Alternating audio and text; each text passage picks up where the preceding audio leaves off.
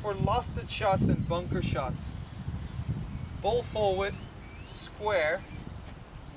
I want to see shoulders level with the incline that you're on. So I want to see my lead shoulder down. And I think as a community, we've made a mistake in talking about an open face, because that is an open face. And an open face points to the right for a right-hander. What do we want? What's our objective? A lofted face. So let's talk about a lofted face where you're going to get this shoulder down. When I push my lead shoulder down, I get the handle back. When the handle's back, I can now loft the face and not necessarily get it pointed way to the right.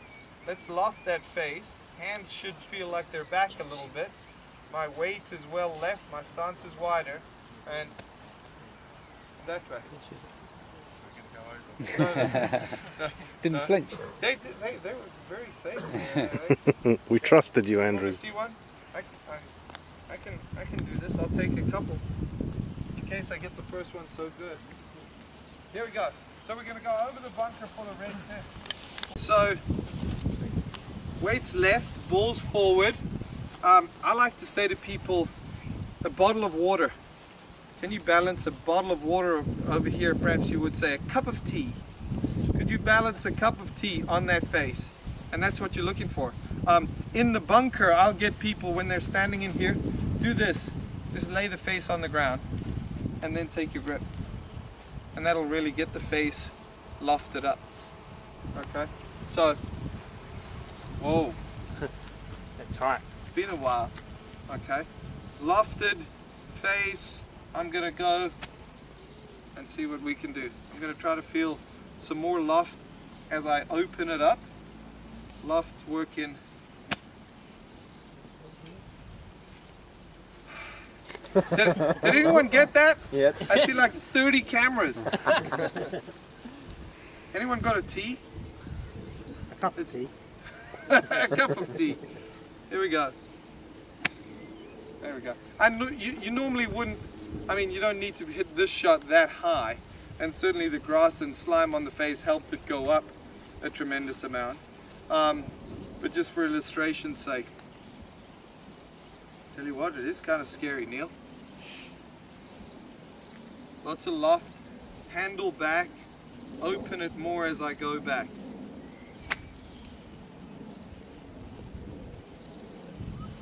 Take those two, thank you. Up to the first one. So Huh? you're just using the weight of the ball then? Sorry? Using the weight of the ball to land and make it soft because there's no spin. Land angle. Yeah. land Yes, angle, yeah. the higher I launch it, the steeper it lands. If it's a little down, jeez, you guys are getting demanding now.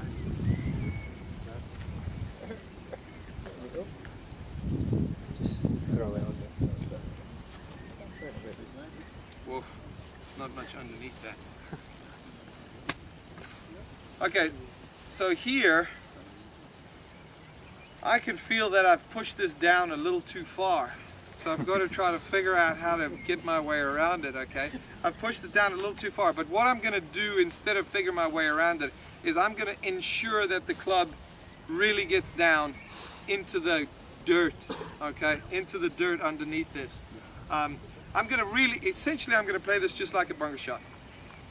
Weights left, shoulders are level. I'm going to aim this a bit left because there's people up there, and make sure I go down and get it. And you can see how it came out quite unusually, but I felt like I actually hit it pretty good.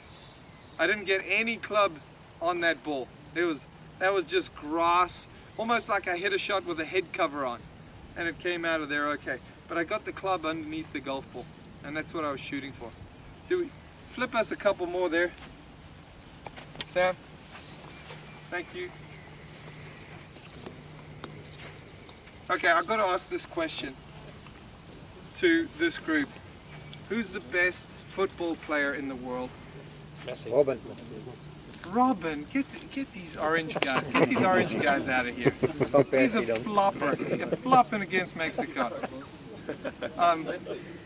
Messi. Lionel Messi. Messi by a mile, isn't it? Okay, just Anyone who's thinking Ronaldo, be quiet right now. Messi by a mile. I love Messi. Okay, so in the bunker, I'm going to, whenever I get people in the bunker, the first thing I'm going to have them do, draw a line. We need three things out the bunker. We need to hit our target. The target of this swing is not the ball any longer, it's the sand. So I want you to hit the target, hit that line. I need loft and I need speed. I need those three things. If I can get those three things, I'm going to hit great bunker shots all the time. So first thing, and definitely most important thing, is hitting the target. Ball is forward, weight is 70 left, shoulders are very level, so my handle's back, and I'm going to make a couple of practice swings here. I want to hit the line, just like that. Pretend that the ball, you can see this little island of dirt that I took out there. The ball is 2 to 3 inches in front of the line. That's what I'm looking for. Get your students to do this, and that was good. You will most probably see them do this. It's amazing. 8 out of 10 people who struggle at the bunker hit way back because they're invariably trying to hang back and lift it up out of there. Get them to hit the line. If they can hit that line right there 4 times in a row, they're good to go. They're going to be a pretty good bunker shot player. So weight left, shoulders down. I'm really pushing this shoulder down, and not dissimilar to the shot that I just played. Oh, bit of a bouncer. For the guys that go low and a real deep, long divot in the bunker, Yes. is that just not enough chest? Just arms The guys that have the club traveling. that way? Oh yeah. That's I would just say they're hitting too much down and too much across. They have a picture in their mind. I know when my dad first taught me bunker shots, it was you've got to swing left and you control the distance of the shot by how far behind the ball you hit. That's scary. Have you ever tried to do that? Yeah, don't do that. The target is always the same. The alignment is always square. I like alignment square. And I want to feel like I'm taking a good way to think about it is a slice of bread. I want to take a slice of bread. I don't want a loaf. I just want a slice of bread out from underneath that golf ball. Okay, yes? You open the club face quite a bit there. Would you always teach that to, on starting back? Or? I would, yeah. I would. We need a lot. I think ladies are at a distinct disadvantage out of the sand because we need a certain amount of speed to get this ball up and out. And ladies are starting behind the 8 ball in the speed department. And I'm sure you know as well as I know, ladies struggle out of the sand. Yes? How would you teach to control the distance? Here we go. I'm going to control the distance with the length of my follow through. Okay, watch, here's a short one. And this is the hardest one. If you can hit a short one, you can hit any one. So here's a shorty. A relative short one. See that follow through? Watch this one. Same backswing. Is that cuckoo? See the difference in the follow through? Okay, now, yes, the speed is different, but I'm controlling the speed with the length of the follow through. The backswing stays full volume. Okay, it stays full size, but I'm going to control the distance the ball goes with the length of my follow through. Okay, try it. It's if you can get somebody who's struggling out the sand to hit this little one. Oh, can you hear it bouncing? Let's talk about that shot. If you get in the sand and you feel like there's not a lot of sand here, okay? Are you allowed to do this? Only at dress.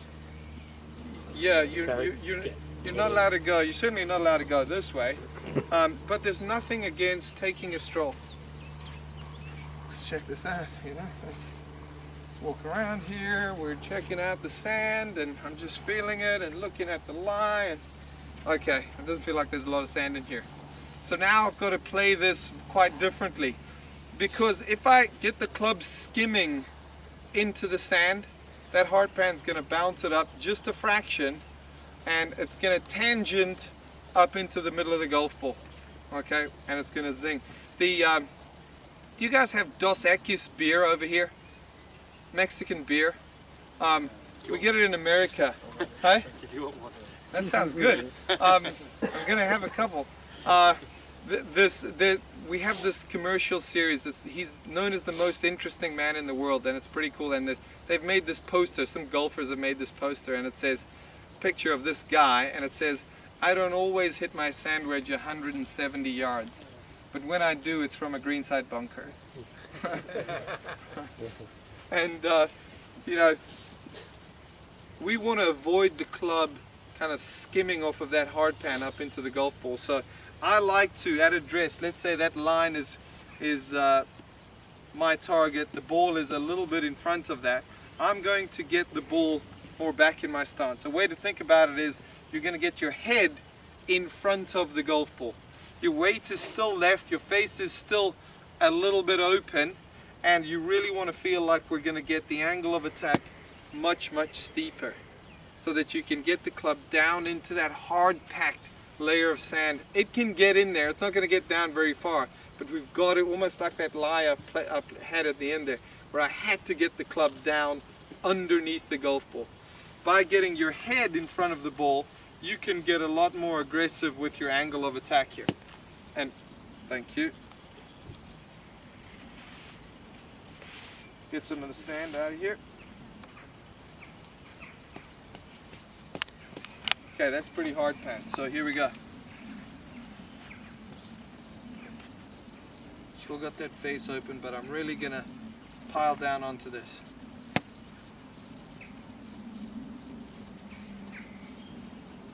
I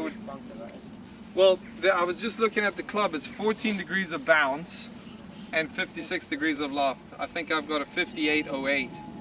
Less bounce, more loft, which is perhaps why it's a little bouncing off of there. The sand actually feels good in here. I'm kind of surprised as to how it's bouncing all the time. This is not the optimal club to try to hit off of a hard pan lie. 14 degrees of bounce. It is what it is though. No excuse, Surrey. Let's try another one.